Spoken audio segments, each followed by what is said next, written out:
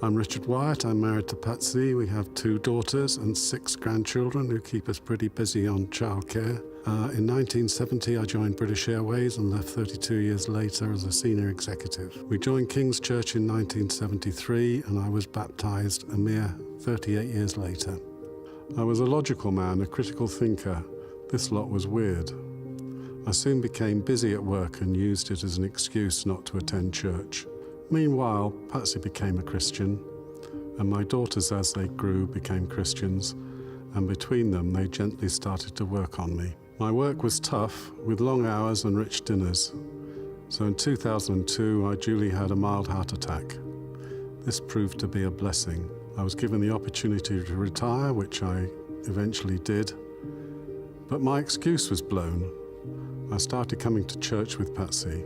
I looked around at the people at King's and decided they were non-thinking, misguided people subject to mass hysteria.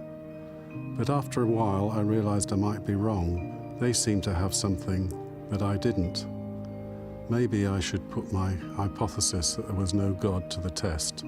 The obvious thing to do was to join Alpha. Alpha was an amazing God-orchestrated experience. So I was really forced to challenge my own beliefs.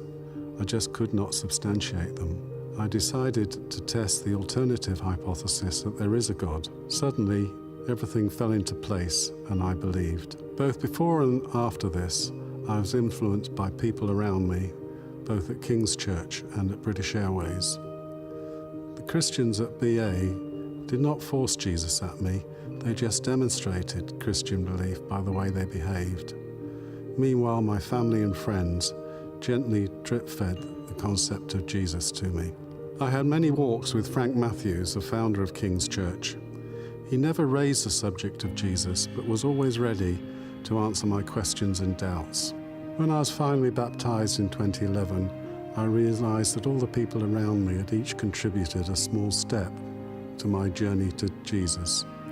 At my baptism, Neil asked the congregation how many people had prayed for this moment.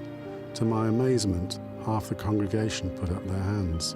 The lesson, I think, is when we pray for people or gently drop Jesus into the conversation, we may think we're getting nowhere, but actually we may be providing one of those small steps.